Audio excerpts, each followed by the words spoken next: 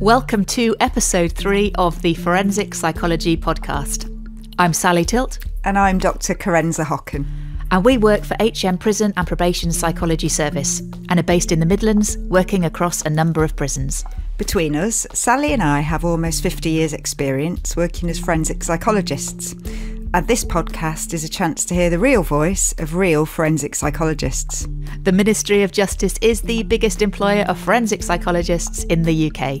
You can follow us on Twitter at HMPPS Psychology or at Podcast Forensic, and find out more about recruitment and careers at the Ministry of Justice at jobs.justice.gov.uk. And now you can also email us at hello@forensic-psychologypodcast.com. And today we're joined by Dr Karl Hanson and Dr Philip Howard, who are going to talk to us about static risk assessment, which is something that Sally and I have been looking forward to. I think it's one of those areas where it's kind of bread and butter of our work, isn't it? But we don't actually talk much about it. It feels like it's probably not the most popular thing for people to put into their CPD. So I'm very much looking forward to this discussion today. I've certainly got a lot of questions. Yeah, me too. Okay, let's introduce our guests. So first of all, we've got Dr Karl Hanson. So he's one of the leading researchers in the field of risk assessment and treatment for people with a history of sexual offending. Originally, Karl trained as a clinical psychologist. He was a researcher and a research manager in the area of corrections and crime policy for Public Safety Canada between 1991 and 2017. He's published more than 175 articles and is the lead author of several risk tools, which are widely used for assessing the risk and needs of individuals with a history of sexual offending. Karl is the president of the not-for-profit organisation Society for the Advancement of Actuarial Risk Need Assessment. Welcome, Karl. A pleasure to be here. And we're also joined by Dr Philip Howard. And Dr Philip Howard is the head of risk assessment data science at the Ministry of Justice. He's worked as a statistician, social researcher, and now data scientist on prison, probation, and offender assessment issues since 1996. He is the author or co-author of each of the actuarial risk assessment instruments now in use in HMPPS, which is going to be really useful for our discussion today. Welcome, Philip. Hi there. I think we've got a great pedigree of CVs here, so I'm really looking forward to hearing what you guys have got to say. So before we get into the detail of it, we always start our podcast by asking our guests to tell us a bit about how they found themselves working in this job. So Karl, I wonder if we could come to you first. Sure. I began as a practicing clinical psychologist, working in the community with people who had sentences, like probation and parole types of things. And I started a few years back. It was a time when we didn't have any established risk tools. And there was lots of questions about whether people were going to reoffend or not reoffend. We had to make those decisions. We had parole decisions. We had decisions about community supervision that we needed to make. And we didn't have any risk tools. But we still made the decisions. And it often, as I sort of paraphrase it, we sat around in little groups and said, well, do you think he's dangerous? And this caused me a bit of concern because I'd always say something. You know, they'd ask me, do you think he's dangerous? And I'd say something.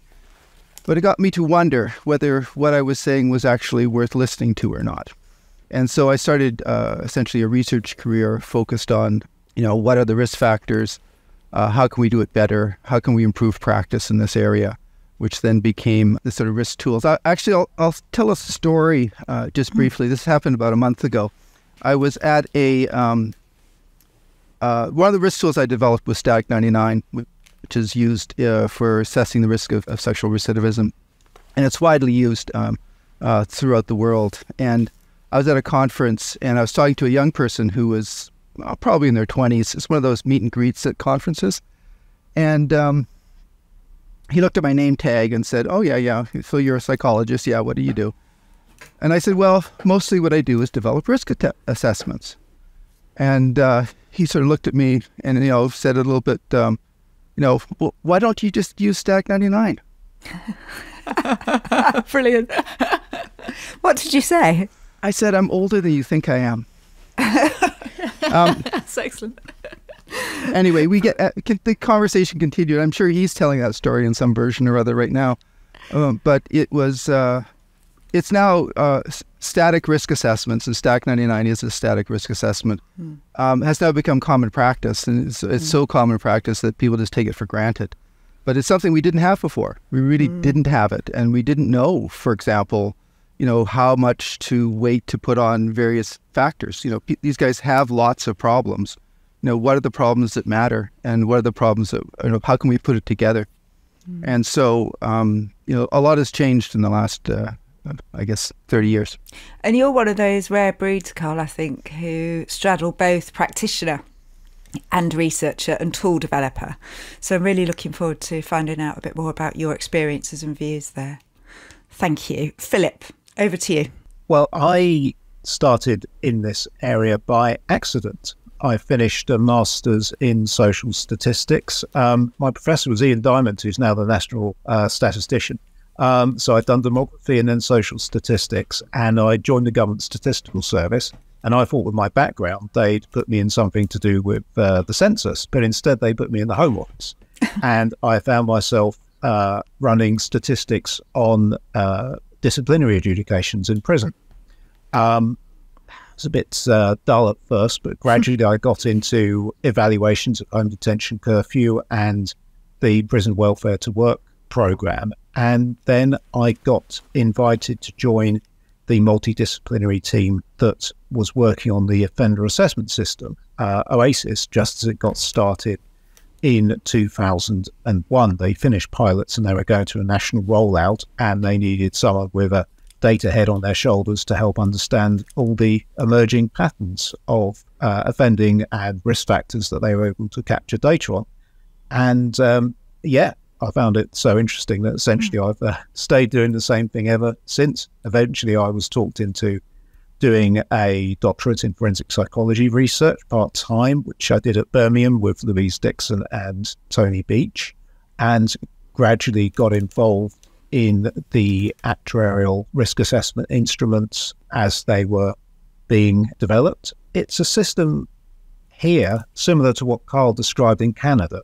At the start of this journey, before OASIS and before the offender group reconviction scale launched in the early 90s, there were not these standardised predictors in widespread use in the UK. There was some localised use for parole, for example. But most offenders going through their journey wouldn't have a standardised static risk assessment, wouldn't have that baseline that Karl talks about, and they could be assessed and managed in very, very different ways in different parts of the country. So with OASIS coming along and with us having the opportunity to develop a set of actuarial risk assessment instruments, that's been something that's really rewarding to have been involved with. And now, again, as Karl says, we are in a situation where people take the existence and the use of these instruments for granted, and it's more a question about, how we use them, what we use them for, and so forth, rather than whether we use them at all.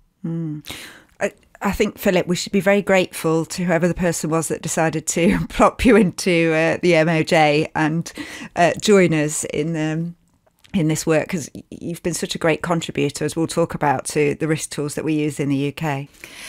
I was just listening to both of you talking then and imagining what life would be like at this point if we didn't have all these instruments. And I wonder if we can go backwards a little bit and get some definitions nailed down, so that if anybody is listening that perhaps isn't so familiar with the trajectory throughout the development of the tools, they can understand a little bit about the background. So I'm going to ask some really basic questions. So first of all, we've been talking about the word static quite a lot.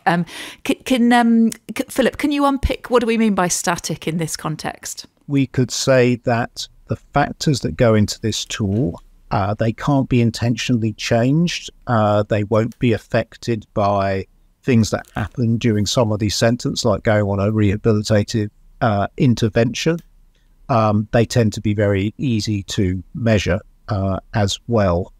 So it's often a quick and simple tool to administer to give you a starting point. All right, that's really lovely. Thanks, Philip. So we're building the picture there. There's this set of risk factors, which that last point you made seems quite important. They're easy to gather relative to perhaps some other things.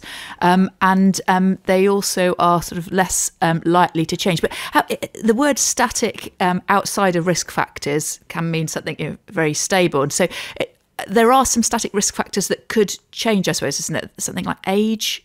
Can you add, how does that definition work alongside the definition you gave? It's the intentionally changed. It's not do they change.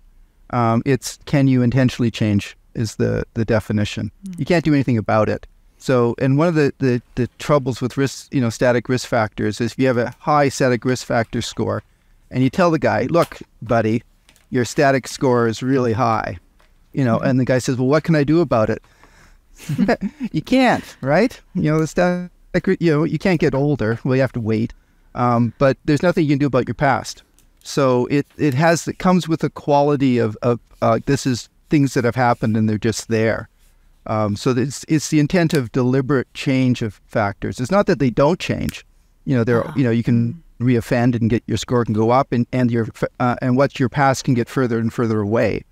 But you can't do anything about that score or that item. That's lovely. So the key bit there is deliberate. And I'm going to come back to that person sitting there that you've given that information to, Karl, because that seems quite a blow for somebody to receive that. And we'll sort of dig into how that combines with other information. Just another sort of a definitions question. The other term that we've used so far is actuarial. Philip, I wonder if I come to you again. Could you give us an explanation for what do we mean by actuarial and how does it apply in the field of risk assessment?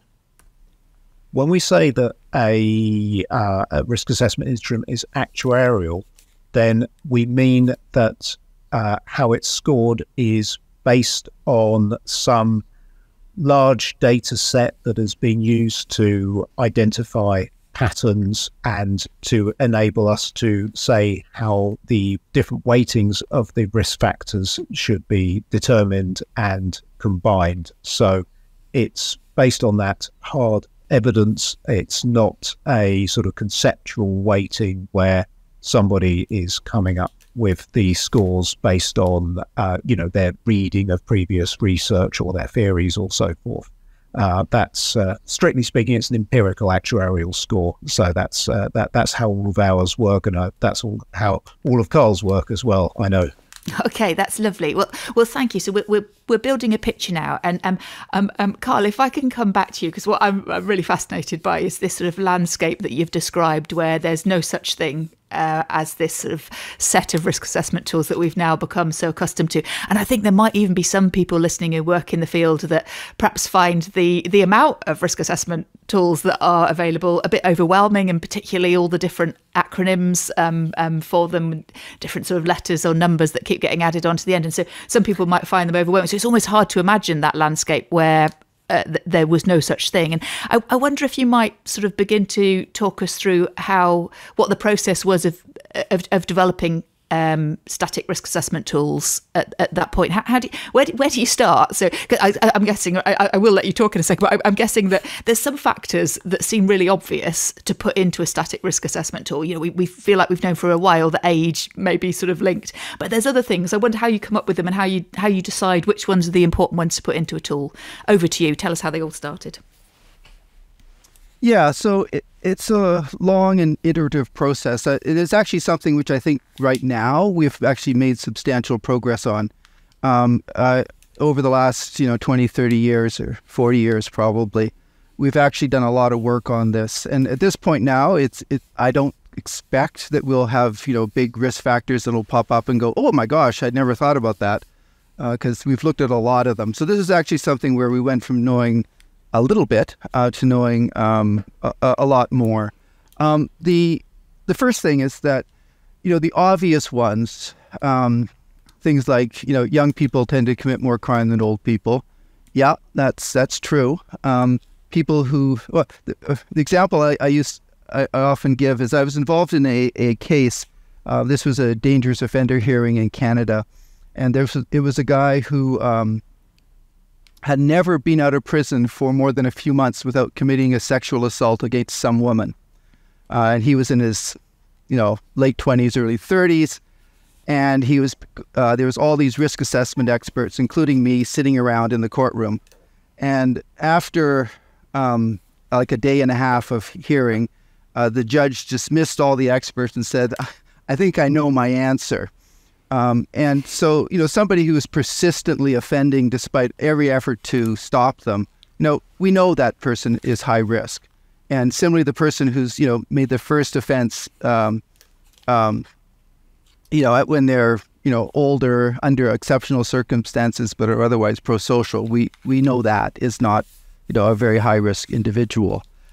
But there's some that we think are important, and there's some that aren't. And there's some that are important that we didn't, really appreciate.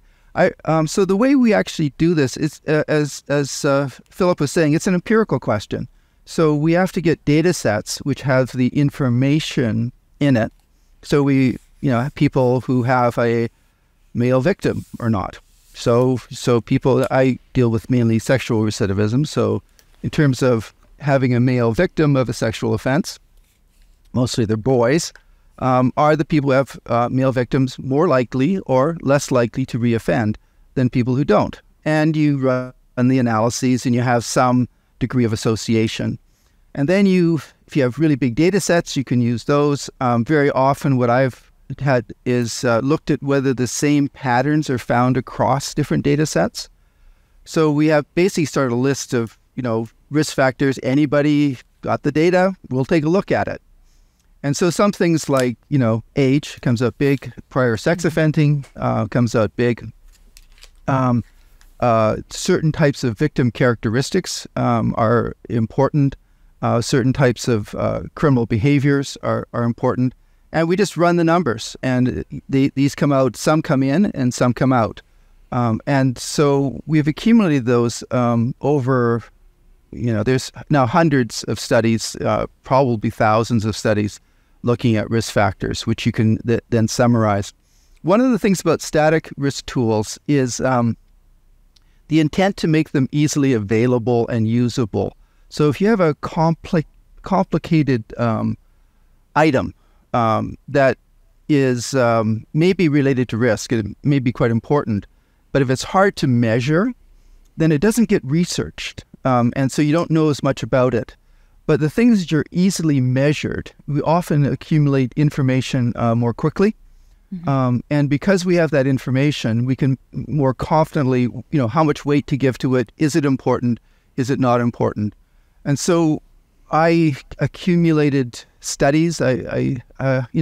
Some people collect, baseball cards. I was collecting sexual recidivism studies. And it's true. And once you're known as a collector, people send them to you. So I had a whole, scrapbook, couple of cabinets full. Full of sexual recidivism studies, little photocopies of this and a PDF of that. It was quite a nice collection at one point.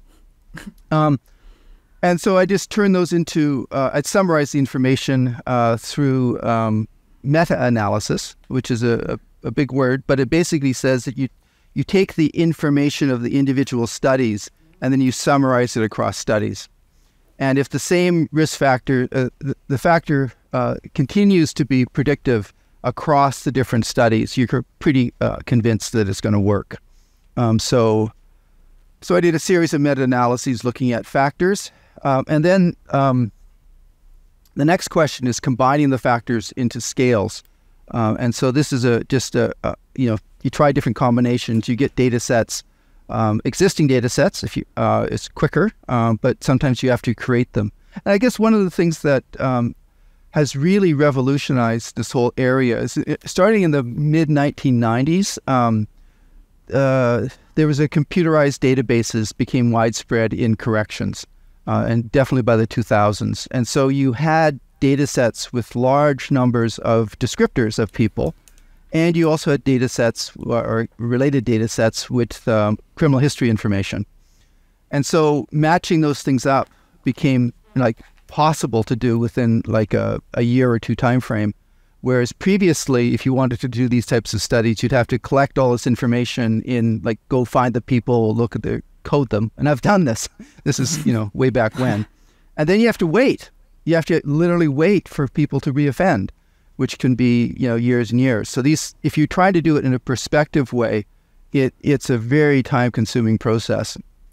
If you're trying to do it retrospectively using distant data sets, you can do it really quickly, and you can get pretty good accuracy using that. And a lot of the UK risk tools that Philip and his colleagues have been involved with have used that paradigm, and lots of the stuff that I've done as well. Find an existing data set that has the types of descriptors you want, and it's easily connected to recidivism information, and that you can put them together. And it's also one of the reasons why we're talking about static, is because the things in the existing data sets tend to be static. The more complicated things, such as, do you use sexuality to cope with your negative emotions, which is a good risk factor, it's not routinely coded unless it's already built into some sort of risk scheme. So it's sort of an iterative process where the big databases started created. They mostly had static factors. We could use those.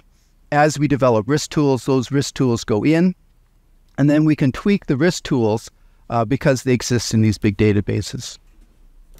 That's a really neat description. As you were describing it, I was having this kind of parallel image in my mind about the insurance industry, and I guess it sounds quite similar in some ways to the sort of questions that people might answer when they go on to renew their car insurance. And if you can put simple information in, the insurance company can use that to make an assessment of risk and sort of grade the different pieces of information that you're putting in.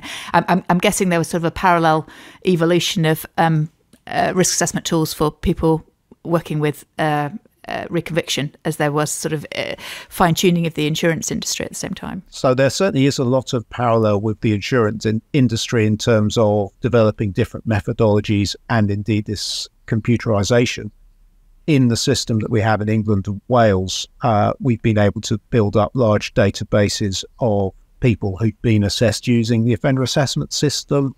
We use information from the probation and prison caseload systems, and we combine that with the police national computer. So very much in the way that Karl described, we're combining these different data sets to give us a group of people, and then we follow them up using, again, the police national computer to see who reoffended. So we have the risk factors and the reoffending all combined into these large data sets. And in fact, the way we do it in risk assessment data science in the UK is essentially my team are building up the data set first and doing all sorts of things with it.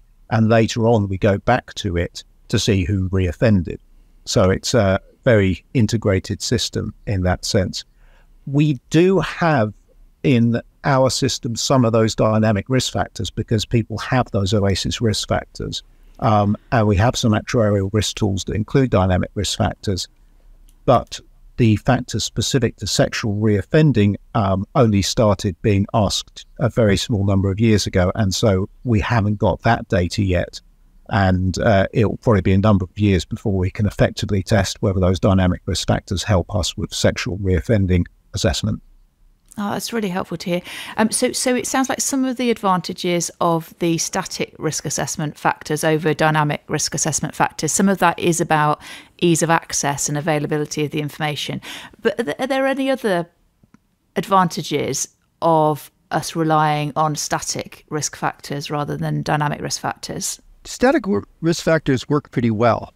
I guess it's one of the things that they're often fairly objective. Like, people don't get into big arguments about whether how old you are. The people can minorly, people will argue about everything, but they tend not to argue about those sorts of things, or whether he was previously convicted of a sex offense. Those types of things are fairly well documented. So in terms of, reliability or agreement between the various parties, you get pretty high agreement on the static. Mm-hmm. Whereas you have items like, glib and superficial or lacks remorse or things like that, it's much more debatable, and people can change, and different evaluators get different opinions. So you end up with, they're easier both from a research to assess, but also from applied practice. The coding statics factors isn't completely easy. It does take work and skill, but the reliability is much higher, like the agreement between the raters. So that's one of the advantages of the static factors. Okay, and that sounds like a big advantage. So if Karenza and I were both scoring the same factors, it's very likely that we'd agree on our static factors, but there may be a bit of variability in how we score the dynamic factors. I guess the flip side of that is going back to your chap who's sitting there hearing the feedback about the risk assessment, and I wonder how that feels, because it's harder to hear the outcome, I suppose, that there's not much you can do about your risk. Yeah, and I think that we have to build in systems that are not fully based on static risk. I think that there's a fundamental injustice that would happen if it says, this is what you've done, and sorry, buddy, that's it. There has to be some nuance to that. And it has to be other factors or other considerations in your overall decision-making. People do, horrible things, and unfortunately that's our business, is that we keep track of people who have done these types of things. But that doesn't define their whole life. And so there's lots going on in people's lives and how they've responded to their past transgressions, how they've adapted to their lives subsequently. That's really relevant for a lot of the decisions we make. And so I think that we can get a good start on sort of positioning people based on the static factors. But if we were to apply it in a sort of system-wide basis to real people, we have to also consider, I guess their adjustment, I guess what's referred to as dynamic factors. And we're talking about dynamic factors here. We're meaning, it's sort of a loose word, but it's things, it's not a static factors, things that could be deliberately changed with intention. So these are things that the person could do something about. Even things which are fairly stable. Say if you have a typical sexual interest in something that's illegal, kids, something like that, you may not be able to change your attraction to kids, but you definitely will be able to change how you manage that. People have a lot of sexual thoughts and things which they don't act upon, and people change over time how well they manage and sexually self-regulate. So if you're talking about even something which is fairly stable, there's how you deal with it can change over time. So it's important to consider things that are both changeable and things which are things that people have done in the past. These are things that are potentially open to intervention. And so I think we want to build systems that include, that are sort of grounded in a sort of, offense history, age, demographics, the static factors that we use. But it can't be fully based on that. I think that really does create an injustice and sort of demotivating for the whole system. It's also just not true.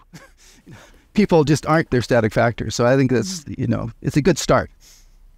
Okay, so that's quite important, isn't it? And I think it brings me to the question I was coming to, really, was about, you've described quite neatly there how the person being assessed might find it difficult to accept an assessment just based on static risk factors. I think there's another side to that about the practitioner, isn't there? And I think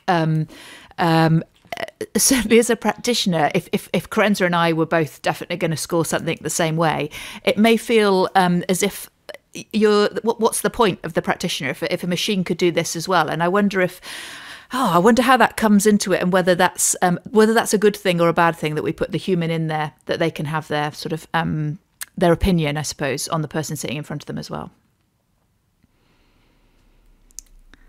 Maybe an element of that is that we don't have that evidence on everything. As Karl said, some of these things are easier to research than others, and you've been able to build up that database over many years. It can be more difficult to do repeated assessments and study how somebody starts out on a dynamic risk factor and how they change over time. There are some studies of it, but they're not all about sexual offending. Some are about non-sexual violence, for example. And so, there is less of an evidence base there. That doesn't mean that these things don't work. We have some evidence from the broader studies on dynamic risk factors that they do work that you can detect change, that when assessors are rating changes happening, that it's meaningful.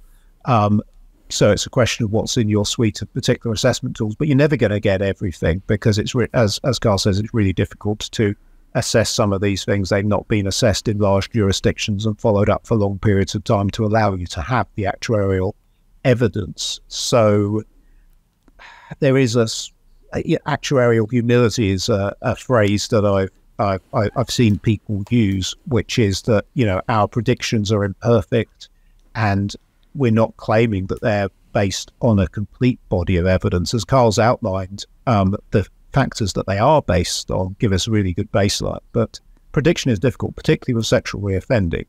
And, you know, we know our limits, and there has to be a point where we hand it off to the more clinical perspective.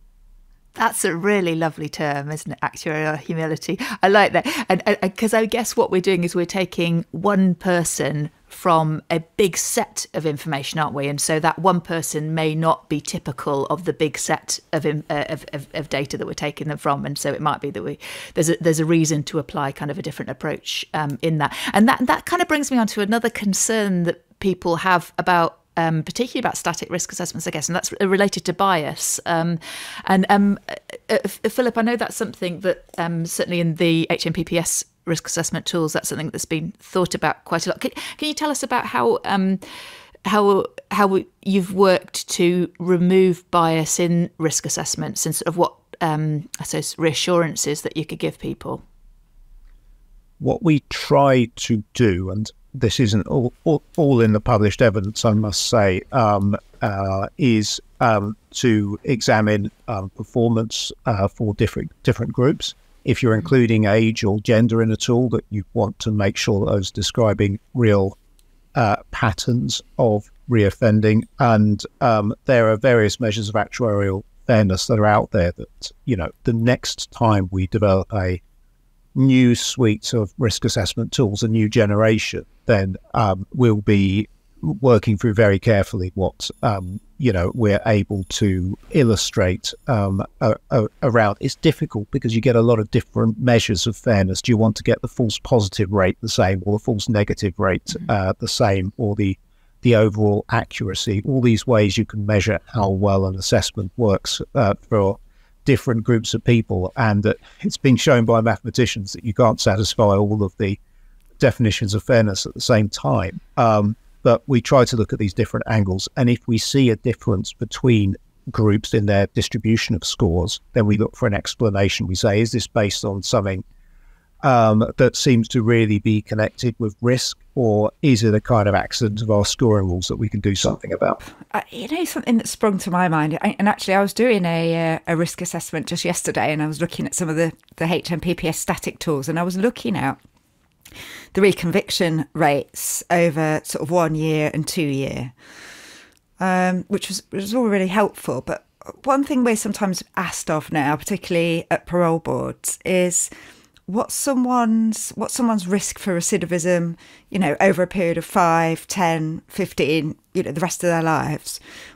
And I wonder, Karl, I'll come to you. Is that something that we could even answer? Yes, is the short answer for certain things. It's a really important question, and it's one which I've actually spent a considerable time thinking about in the last few years. And I came to it in terms of the question of very long-term, 20-year, 15, 20, lifetime recidivism rates. Like what should those be? And I've actually had the opportunity to conduct very long-term recidivism studies, looking at sexual recidivism over periods of time, up to 20 years. In one study, I had samples that are up to over 30, 35 years of follow-up. So I actually had a chance to look at some of this data.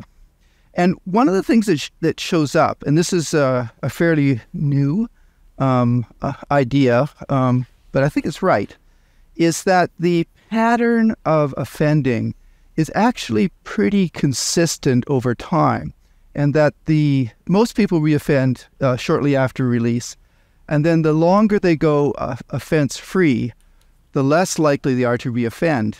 And that decline is predictable. Roughly, if you wanted to say it's cut in half for every 5 years that you're, for sex offenses, that you're offense-free. So if you start out with a 20% likelihood of reoffending, if you make it to 5 years without reoffending, that would be, now you're down to 10. If you make it for another 5 years, so you're at 10 years, it's down to 5. Make it to 15, it's down to like 2.5. If you make it to 20, it's in the single digit, like it's 1-2%, and it looks very much like the base rate of offending, sexual offending in the general population. So it becomes very, very small. So, but that pattern, the decline, has a very stable statistical model, which, for the 3 statisticians listing, it's a negative exponential function, and it replicates over and over again, and we've replicated it for sexual offending, and it's so predictable that what we can do now is, if you take a follow-up period of 5 years and a recidivism rate, you can mathematically project what it would be at 10 years, 15, or 20 years. So we have a mathematical model for translating sexual recidivism rates for shorter periods of time to longer periods of time. And we've checked these projections against real data. So we have, rare, but we do have a couple of studies looking at, 20-year follow-up. And they work reasonably well. So I'm actually convinced that, this model, statistically is very stable, and it replicates in, new data sets. I think we can use it. So that for sexual recidivism, I think we have a methodology. We actually have a Excel calculator, which you can use, put in a recidivism rate at time of release, and it can project to lifetimes. And that's available through Sarna. I was going to say, where's that available, Karl? Is that's yeah? If we put the website address for that in the show notes. Yeah, sure. It's in the research section of the Sarna. It's free, available free. It comes with a user manual. It's a little complicated, but most people are able to work it out. The Sarna stands for the Society for the Advancement of Actuarial Risk and Need Assessment that we referred to just in your bio, Karl. Yes, so people that's can link right. Those things. Yeah. Yeah. So you just go there and you can download it, and there's directions for how to use it. The same patterns, or roughly the same patterns, apply to other types of recidivism, but the statistical model is different. So you can't use the statistical model developed for sexual recidivism for looking at things such as, general violence or general offending. In general, the desistance patterns for non-sexual offendings is actually quicker, so that people's will desist more rapidly. The 1 and 2 year rates are reasonably high. The rates between years 8 and 10 is really quite low. Whereas with sexual offending, it's a bit of a flatter curve. Now, people have documented that the same desistance curves, the same type of desistance curves, apply to other types of recidivism, but no one's done the full statistical model. Though, Howard, you lots of spare time. You got something. You can do this. Well, I did. Actually, I was just looking up while you were speaking. Back in 2011, I published something called Hazards of Different Types of Reoffending. It was a Ministry of Justice study. We looked over 4 years at how people's risk declined quarter by quarter. So hazard is a term that us demographers use, and it's like a very short-term risk. So I was saying, well, someone's chance of reoffending in a 3-month period, that's more or less a hazard. And so you might say someone starts off with a 10% risk in the first quarter, and then it goes down to 7%, and then 6%, and then 4%. And for some types of reoffending, such as theft, it declines really, really rapidly. For non-sexual violence, it declined a bit slower than the average offence, but it declined more quickly than sexual reoffending. So yeah, I think sexual reoffending, as far as we can tell, is the slowest decline. We actually used that concept in the risk of serious recidivism tool, which we already have out in England and Wales. And so if somebody is reassessed while they're in the community part of their sentence and they've spent a period of time without reoffending, any indications of reoffending, then their risk of serious recidivism score will inch down month by month. We only had 3 years of data, so it just stabilizes after 3 years, but we know that that decline occurs. And as we get a chance to implement further risk assessment tools in the future, we'll try to make that decline available across other tools. Although for sexual reoffending, we use a different method. And again, we're already doing this, where we have a 5-year rule following this international research base that Karl's been so central in building up, that if someone spends 5 years in the community without any indication of any sort of reoffending, then we will lower their sexual reoffending risk category by 1 band, which equates to that halving of risk that Karl talked about. So will that be our probation practitioner colleagues that would do that, Philip?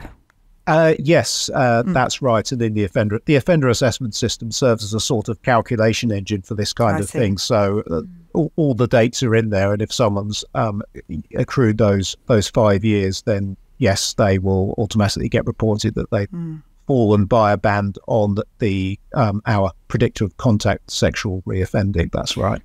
That's helpful to know, and I know that I certainly will be reminding the people that I work with that actually, time offence-free will be taken into account in the community. Karl, you were going to ask Philip something, I think. Yeah. Just I guess you can turn that. What you're talking about is the reduction in risk, time-free, which is great, and I think it's really important that we consider that. But you can, if you have stable declines and long enough follow-up to the point where the residual hazard is no longer of a concern, like goes down to sort of population base rate levels, then you can flip the equations on their head and use them to project to lifetime rates. And I haven't seen that being done for anything but for sexual offending at this point. That sounds correct. We simply don't have the data because not many people stay on our caseload for long enough. So the way that we collect our data, it is based, as I mentioned, on the probation caseload, and the folks aren't there anymore.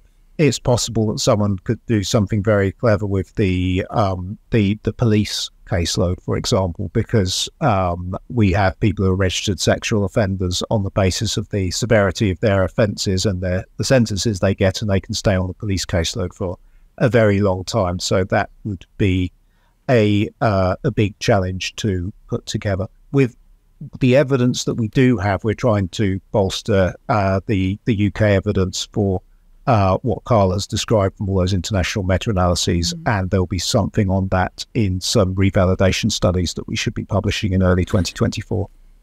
So that's an interesting point, Philip, about the evidence that we want to gather on our UK population. I've heard you mention it a couple of times. So how important is it that we base the tools that we use on the population that we're going to be assessing? So, is it okay to use something like the Static that might have been originally developed on maybe Canadian or American samples for a UK population? In isolation, I would answer that question to it. It's certainly okay because, as Karl explained, the Static tools are based on this huge evidence base from all sorts of international studies, and combining those and seeing what the real strong risk factors are. So, we've got a huge amount of respect for those tools. And if we couldn't create our own tools, then we would use those ones. The advantages of using something that is specific to the UK, which is a large jurisdiction and, can in general generate a lot of data, is that we're able just to look at the local rates and patterns of offending, which could conceivably be different in terms of somewhat different in terms of patterns. And certainly if people are wanting us to report absolute rates, then given the way the judicial systems work, it's best to have local data. Another thing is about what we do with the particular offences that people have committed. And if we're going off the statutory offences that are in English and Welsh law, then we can precisely specify the kinds of offences that we are talking about when, for example, we talk about contact sexual offences against adults, or contact sexual offences against children, or in our wider actuarial tools, we can talk about weapon possession offences and certain categories of violent offences. And yeah, there's a spreadsheet my team have got with 3,000 different types of statutory offence, and it lists all the groups that they're put into for all the tools, and then that goes into the offender assessment system, and that's the basis of it. So in terms of that consistency and reliability of the evidence base, we just have that optimised for the England and Wales environment. I see. That sounds important because of those nuances and those idiosyncratic differences, I guess, that will feature in different populations. So yeah, the other I think the other factor is a really more pragmatic one, which is that my team are there and the public protection group in HMPPS are there with an analytical team and a sort of business team, if you will, that are just there 24/7 to work through these issues that occur in practice and in trying to score tools and having the IT support and in how they relate to the other policies and practices and frameworks and so forth that HMPPS has got. So it's just that sort of dedicated team that's able to make these things work within the bigger infrastructure that you all have to work within when you're assessing and managing offenders.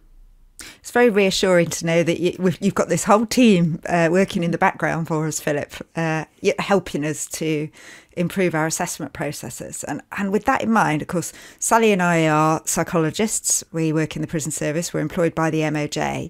You've made reference to our own tools that have been developed on our population, Philip. So as a psychologist, should I be using the static tools that we have developed from our UK data and using HMPPS over and above, other static tools like Static or RM2000 or something like that? In the case of RM2000, that was developed on a UK caseload, and we ended up doing a comparison study between the OASIS sexual reoffending predictor, which we use now, and RM2000, and the conclusion was that the new measure, the OASIS sexual reoffending predictor, was more effective. So that's the answer to that one. In terms of using them in combination,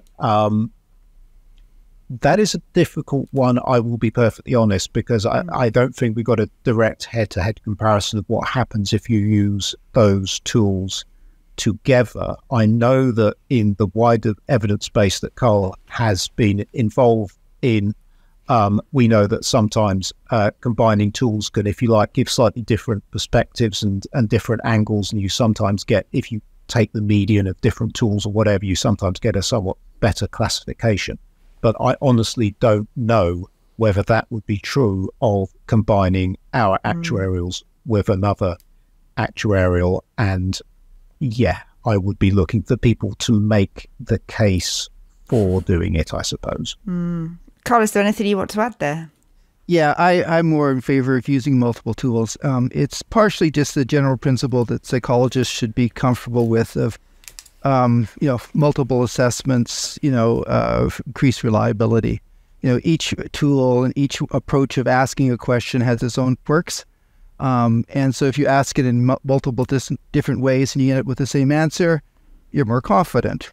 If you ask it in different ways and you get different answers, then you have to scratch your head a bit, and you'd probably be less confident. So if you look at what evaluators do in sort of routine corrections in probation, the system often dictates what risk tool to use. You use it, that's what you do, just that's it. However, for psychologists, and particularly sort of independent practice psychologists who are doing high stakes evaluation, the norm is to use 3 or 4 different risk tools that are all assessing the same sort of thing. So either assessing violence or sexual violence or something. So it's and typically evaluators use both actuarial ones like Stack 99. They can use multiple actuarials, and I actually would recommend that practice.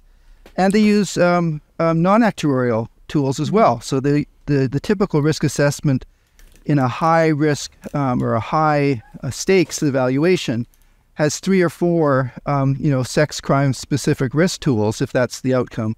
And I think that's sensible. I think, and I'd actually encourage people to do that.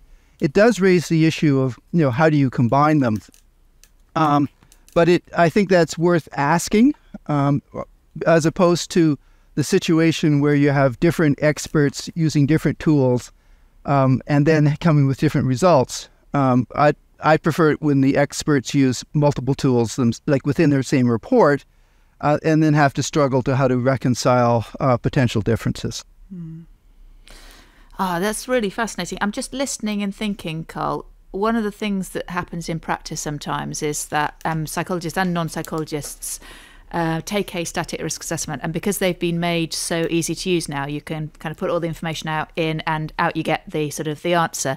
And it strikes me that one of the risks with that is that if people don't really understand what's gone in, they're less able to then sort of adjust their assessment and know if they're adding factors which have already been added, or whether they're adding something dynamic in addition, which kind of adds to it. It seems to be really important that people should understand kind of the what's gone in part. Yeah, it's a challenge. The basic research is that if you allow people discretion to change actuarial conclusions, they always screw it up. It's just they consistently degrade it, prediction. They'll include and I've done research on this as well, looking at what people do. So you give people like a static score. They've just scored a static score. And you say, they come out as, low risk. And then you ask them, should you, do you trust this score? And then some people will override and say, no, I don't trust it because. And almost always those because are either already included in the score, they're sort of actuarially weighted already, or they're irrelevant. So it's really, really hard to do. And I'll just give you but it's really tempting to do. I'll give you an example. So a couple years ago, I was doing this assessment of this older guy. He was in his late 60s. And the question had to do with his risk level, and it was either sort of lowish risk or really low risk, and for a particular legal decision in the United States. And this guy had offended in his 60s, early 60s. His offense had occurred. It was downloading indecent images of children. And so I was doing the assessment, writing the report, and I got to the age item, and he was like over 65. And, I say, the weights for over 65, the recidivism rates are really low. You subtract a whole bunch of points if they're that old. And, I was, writing the report, and I was going in my head, it was like, but he was 62 when he offended, right? That doesn't stop him, I can visualize this older guy, offending in this way, at this older age. And it was, even though I had actually written the study that showed that older offenders are less likely to reoffend, the psychologist writing the report, had a hard time believing it.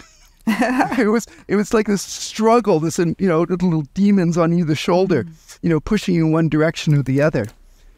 But in that case, good sense prevailed. I went with the actuarial. There was no other sort of extenuating factors or things. But I guess what I'm saying is that the pull that individual features of a case can pull you in directions, be very, very careful, because most of the time those have already been considered. So would your advice, Karl, to Sally and I and people like us, be that we shouldn't use sort of a structured professional judgment tool and a dynamic assessment like something like the risk of sexual violence protocol. We shouldn't use that to attenuate a static tool score. Well, they're used in a different way. So the static scores, if your question is the likelihood of reoffending, then actuarial is the way to go, because the structured professional judgment doesn't even aspire to like real likelihoods. It's just basically there's sort of three levels. One is, this guy needs a lot of intervention. He's average intervention, or he doesn't need very much. But it's silent about what likelihoods are associated with those levels, and it's deliberately silent on those questions.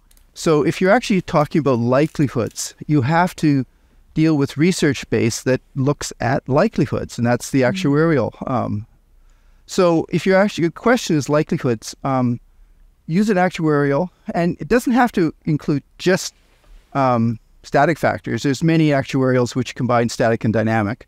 I'm an author of a set, but other people and the have done those as well. And you can you give us an example of one, Karl? Sorry, can you give us an example of a tool that does that, uses both those factors? Yeah, well, in terms of my world, so I'll talk about me. There's Static 99, which is a bunch of static factors, 10 sort of static factors, but it can be combined with something we call Stable 2007, which is more psychologically meaningful factors such as, attitudes towards women, deviant or atypical sexual interests, negative peer associations. These are things which are like potentially changeable. They're more things you gather from interviews, how people behave in institutions in the community. They're more like psychological type factors. And we have tables where you can take a stable score, a static score, combine them get your overall risk levels. And we've also demonstrated that changes in the stable scores over time influence the overall risk. So if people stable scores go down, their overall risk goes down. If their stable scores go up, well, the risk goes up. So there's a static stable combination, but they're combined in a fully actuarial way. You have take this score, combine them. Here's a number that comes out of that.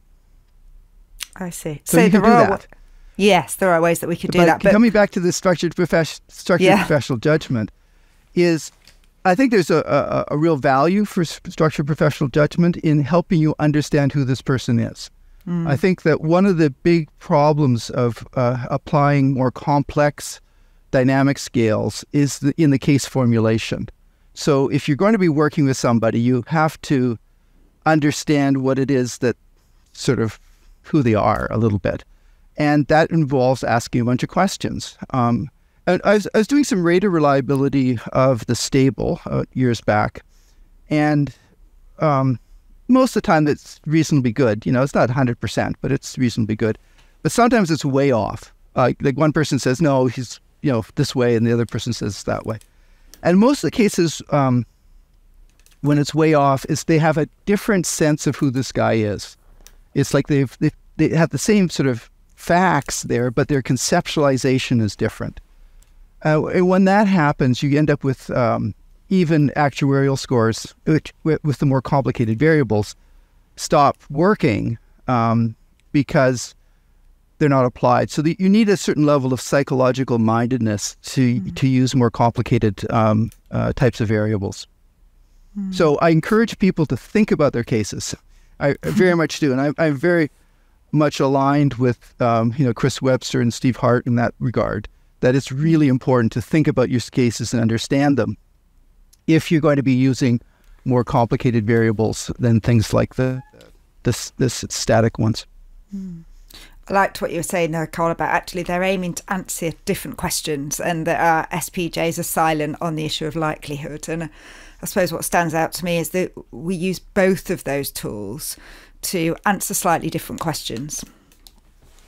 Yeah, no, I think that can be quite helpful. I like what you said as well about humans, which we do like to meddle, don't we? Humans sort of interfering with things is what I heard you saying earlier, Karl. Yeah, they can't be trusted with some things. There's a place for humans. Well, yeah, I can't even trust myself with it, right? You just That's it. Yeah. You just look at what we see in front of us is just so compelling, and we're so used to dealing with it in this more intuitive way that it's so true. Very hard to override. Because we can visualize the person doing the thing. Anyway, yes, absolutely. The time has flown by, and I think it's sort of time that we need to start moving towards wrapping up. And you've been so helpful in leading us forward in understanding kind of this area of static risk. And I know there'll be a lot of people listening that will feel a lot more informed about it, having got to the end of the episode. There's a couple more questions that we like to put to our guests, and Karl, I'm going to throw the first one to you because it strikes me that the picture now is sort of incomparable to when you started your career, and I wonder if you could sort of leap forward the same amount of time. You mentioned that you didn't think there was going to be any groundbreaking new factors that we'd discover, but I wonder what you think the landscape will look like for risk assessment in, say, another 20 years' time. What would you hope to see or expect to see? What I'd hope to see is the basic training in risk assessment will look at, will be more psychologically sophisticated. So that if you go into a graduate or undergraduate program which is focusing on criminal recidivism risk, it won't just be naming factors, but it'll be sort of understanding both the sort of development, the psychological issues, and the sort of prognosis of the factors that are relevant and how those work together. So I think there's lots of room in actually improving our scientific understanding of what people are like in this area. Now, there's lots of bits and pieces. Like there's developmental studies of like developmental criminology, and there's like more long-term studies of sort of desistance, but putting it all together in terms of what the expected patterns are. Like right now, there's a default thing of believing that people's criminal history sort of defines them, which we know is not true, that almost everybody who's committed a crime, fast forward them 20 years, they will not be still committing crimes in the same way. But why? And what are those trajectories, and how can we understand where people are on both their escalation and desistance trajectories? And I think that there'll be, I don't think we'll be much better in terms of the actual prediction. People aren't fully predictable. They just aren't. Mm-hmm. People make decisions and change. But I think we can get our evaluators and our basic people working in the system more psychologically sophisticated. I look forward to that picture in 20 years' time. That's a nice one that you've painted. Thank you. And Philip, if I can put the other question to you. Obviously, everything that we've been talking about is only possible because it builds on literature that's already there. And I wonder, is there a piece of writing that you would point listeners to that can tell them more about this area or enable them to understand more if they've enjoyed this episode? One quite recent piece is by Micah Helmus, who Karl has written extensively with, and it covers some of those topics we were focusing on about people changing over time. And I'm sorry, not people changing over time. The topics about how to use static risk assessment and whether you can override, how to use those factors to make a decision. And so that's a really important piece, which I think you can put the title to in the show notes, perhaps. That sounds really helpful. Thank you. We will definitely put the link to the to that paper in the show notes for this episode. Thank you so much, Philip. So Philip and Karl, thank you so much for your time. That's been absolutely incredible. A fantastic hour. Thank you for the conversation. I know that people listening will have found that really helpful. And thank you for listening to the Forensic Psychology podcast. And if you've enjoyed this episode, you can subscribe to the series via your preferred podcast provider. And even better, please consider writing a review or sharing the podcast with others. Meanwhile, don't forget you can follow us on Twitter at HMPPS Psychology or at Podcast Forensic, and find out more about recruitment and careers at the Ministry of Justice at jobs.justice.gov.uk. So from me, Karenza Hocken. And from me, Sally Tilt. See you next time.